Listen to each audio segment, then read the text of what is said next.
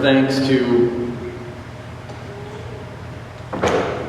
our youth director Hannah for going on this trip this weekend down to Glen Rose. She was essentially voluntold that she was going to help with the district event this weekend and went down there. And I couldn't have nothing but respect for her, because I remember when we hired her a few years ago, we had a youth group full of girls. If you remember a few years ago, we had a few senior girls and a bunch of other girls, and it was a very good fit. You know, a college girl and a bunch of girls, and they all got along. There were a few guys, and we piled in our minivan to go down there yesterday morning, and it was nothing but guys. Literally nothing but guys. In fact, it was young guys, a lot of junior high guys.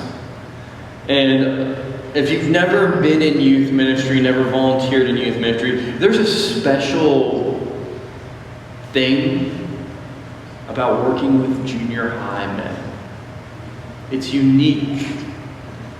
There are unique challenges that come up as they grow up. And it was funny because we got there and there were a lot of junior high kids there. I'm not going to sugarcoat this at all. And we got to the camp and there were a lot of junior high kids there, but there's a unique, special reality specifically about the junior high men that make it fun. There are hard discussions you've got to have with junior high guys. You know, one of the chief ones you begin early on is that deodorant is a thing you think about. And we pray to God you think about it at least every single day. But those are the challenges you face. And we were at camp, and we were having a great time, and we were sitting there in worship, and it reminded me of when I served at Glen Lake as a camp counselor back in college. I had the honor to serve there for a couple of years, and when I was serving there, not only that, but I had the honor of having my home pastor, the pastor of my home church, come and dean a camp. So he was in charge of organizing the volunteers and being the figurehead, if you will, of the camp, which was great. I had a great relationship with him, a really deep, abiding relationship. In fact, he gave me the first copy of John Wesley's sermons, an anthology of his sermons. I still use that copy today. It's the copy I used in preparing the last 4 or 5 sermons this series, the last series. It's a little dog-eared blue book on my desk. He gave that to me my first year I went to annual conference as a delegate. I'm not sure if that was a reward for going or a reward for sitting through the whole darn thing without leaving. But it was something along those lines, and he gave that to me. I used it in college and grad school, even now, today, as I work. And a very profoundly deep individual, but not the most engaging speaker. In fact, I remember countless Sundays towards the end of my high school career when I started going to church, where I spent a lot more time passing notes on the back pew of the balcony, or drawing on the balcony itself when we ran out of paper, or generally just cutting up to the point where you could hear the ushers' footsteps thudding up the stairs in the old balcony coming to get us.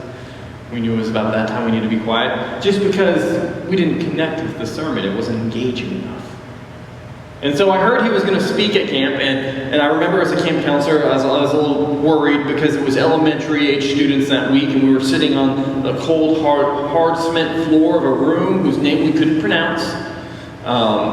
And he was going to speak before breakfast, and we were scared. I was scared specifically because I had all these elementary school kids at this camp, and I knew for a fact they were going to glaze over and fall asleep.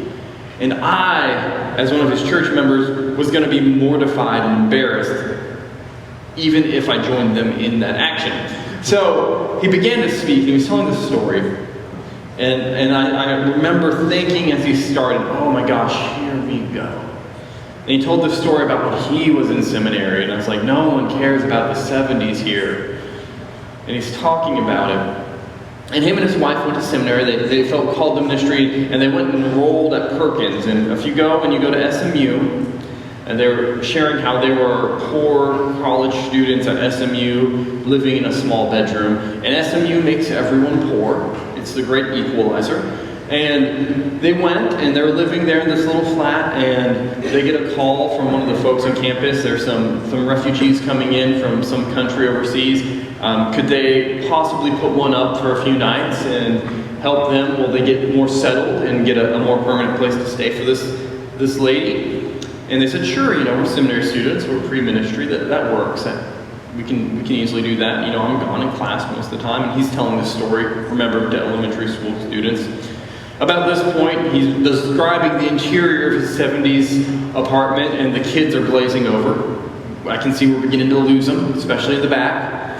And he gets to the point, they bring the refugee in, and they show her around, and they let her go in. They're like, okay, you can get settled, and you can go in here, and you can take a bath, which is a mind-blowing experience for someone who lives in a third world country, that we have these big white tubs and these magic spouts that pour out cold and hot water. And so they let her in, and she takes a bath, and she's taking a long time, which is awkward because they have things they need to do. They need to get in their bathroom. There's only one bathroom. They're poor college students living in a small flat in Dallas.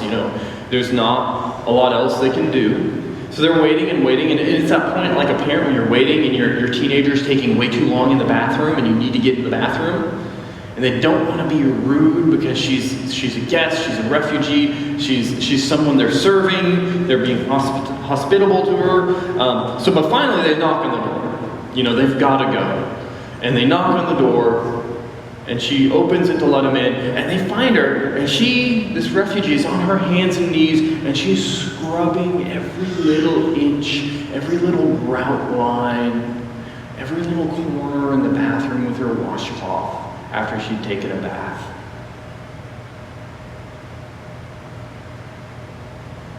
She was literally serving them who should be serving her.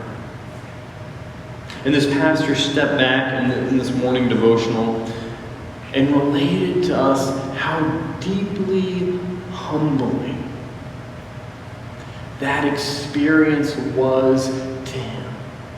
Because they were the ones that should be hosting her. They were the ones that should be serving her. And yet here they were, they found her scrubbing their bathroom floor to show her gratitude when she had nothing.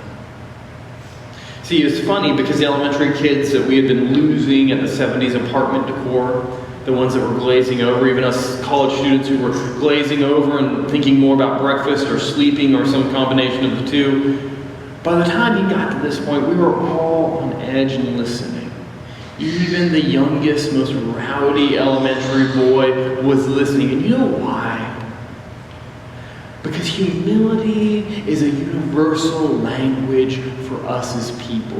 The youngest people understand it. The oldest people understand it. It captivates all of us and draws all of us in. Because we realize there's some depth and humility that we see and we miss elsewhere in life.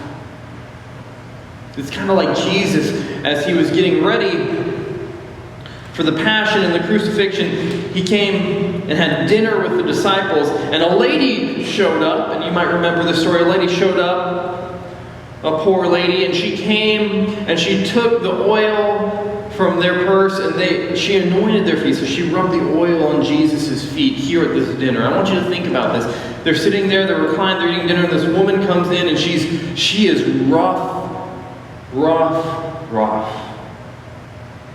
Scraggly hair, smells bad.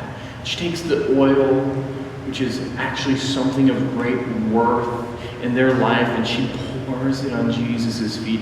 And then she has no towel, no rag, so she uses her own hair to wash his feet, letting her own tears rinse them off. I want you to understand the depth of this deeply humbling experience. That's what it was like for this young pastor as this woman washed his bathroom. It's the same humility that speaks and echoes in us now as we hear it retold. Something about that kind of action resonates with all people. It stirs in us. So we're concluding our sermon series this month on Burned, a sermon series about how people have been burned or turned away from the church. And we started the month talking about how this is a thing that happens. The church isn't, just all rose-colored glasses and unicorns and happy times, but it's really a melting pot of issues and things that happen. And then we talked about the next week, the main thing we do as a church that turns people away, not just us specifically, but all churches, is, we say just dumb things at inopportune times. We find the worst time to say something, the worst time to fight about something. And then we usually wrap it in the simple phrase of we're speaking the truth in love. And I want you to think back to that woman washing Jesus' feet with her hair. And you know what one of his disciples said? You know what Judas said in the middle of this whole action of self-giving, humble worth? You know what Judas's one response was? Well, we could have taken that oil and sold it and helped so many more poor people. It would have helped our bottom line so much, Jesus. And I can almost hear Judas prefacing that statement by saying, Jesus, I got to speak the truth in love to you, but we could have sold that oil for so much more money, and you just wasted it washing your feet. So we talked about that week how we use that phrase of Paul's to hurt other individuals. And then we moved on from that and talked about the big thing that everyone hates about the church, that they point at us and say we're a bunch of hypocrites. And the fact we talked about that we're tempted to be hypocritical because we try to pigeonhole our faith into a list of to-dos and not to-dos. And in fact, if we want to shake off the temptation of hypocrisy, we have to rediscover what it means to live a sanctified life. Our life where we fully love God and fully love each other.